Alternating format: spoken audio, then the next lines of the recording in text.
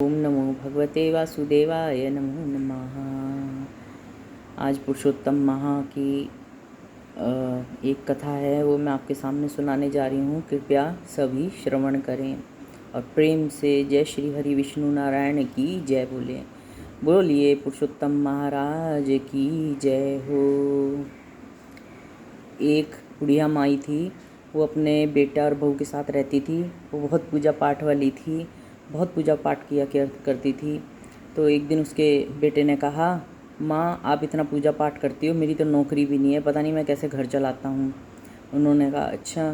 कि इतने में बहू आई। बहू बोली, माँ आप इतनी पूजा पाठ करती हैं और मेरे कोई संतान नहीं है, 5 साल हो गए, तो आप अपने पुरुषोत्तम भगवान से पूछो कि ऐसा क्यों। कि हाँ मैं ज़रूर पूछूंगी, और अब तो मैं पूछ कर ही घर आऊँगी कि भाई ऐसा क्यों कि मेरे बच्चे इतने परेशान हैं।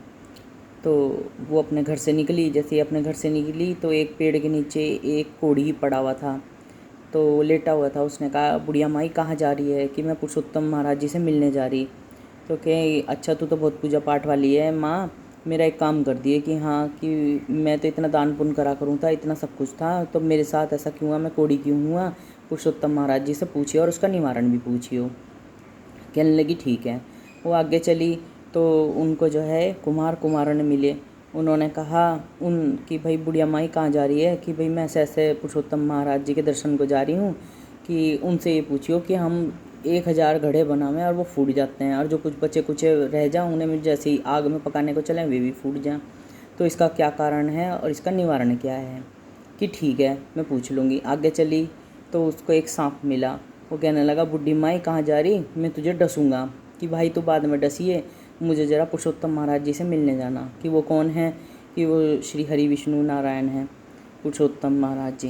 कि उनसे ये पूछना कि मेरी नागिन के बच्चे क्यों नहीं रुकते, 1000 अंडे देवे वो सारे फूट जाओ, बच्चे ही नहीं होते उसमें, तो ऐसा क्यों? उसका निवारण पूछ के ज़रूर बताना। कि ठीक है, क्योंकि फिर मैं तुम्हें काट लूँगा। कि हाँ फिर काट लियो। बस इस तरह करके वो आगे चली तो एक पेड़ के नीचे जो है एक तपस्वी तपस्या कर रहे थे। तो उनको देख के उन्होंने प्रणाम करा। उन्होंने एकदम से कहा, बुढ़िया माई कहाँ जा रही है? कि मैं जी पुरुषोत्तम महाराज जी के दर्शन को जा रही हूँ। आपका भी कोई प्रश्न हो तो बताओ।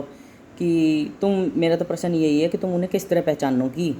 कि मैं पहचान लूँगी अपनी अंतरात्मा से, वो इतने तेजस्वी हैं कि जब मैं उनका ध्यान करूँगी तो मेरे समक्ष खड़े होंगे। बस यूँ कहते ही तथास्तु वो सामने खड़े हो गए। उन्होंने अपने दिव्य दर्शन दिए। बुढ़िया माई उनके पैरों में गिर गई, उनसे क्षमा प्रार्थना मांगी, उनसे पूछा कि मैं इतनी पूजा पाठ करूं और मेरे घर में ये परेशानी है। उन्होंने सब बता दिया। फिर कहने लगी कि वो ऐसे मुझे रास्ते में एक कोढ़ी मिला, उसने पूछा। तो कहने लगे कि वो कोढ़ी पिछले जन्म में एक राजा था, उसने प्रजा को पहले अच्छी तरह से रखा, फिर उसके बाद उसके मन में कपट आ गया, उसने प्रजा को सताया, उनकी हाय लग गई, आह लग गई। कि उसका निवारण ये है कि जब मैं जाऊंगा, मैं अंतर ध्यान होऊंगा, तो मेरे पैरों की रज ले जाना और ले जाकर उसके मस्तक पे, उसके शरीर पे डाल देना, वो सही हो जाएगा। अच्छा जी। कहने लगी कि एक और मुझे प्रश्न था किसी का। कि हाँ बोलो। कि कुमार कुमारन थे, उनके घड़े फूट जाते हैं।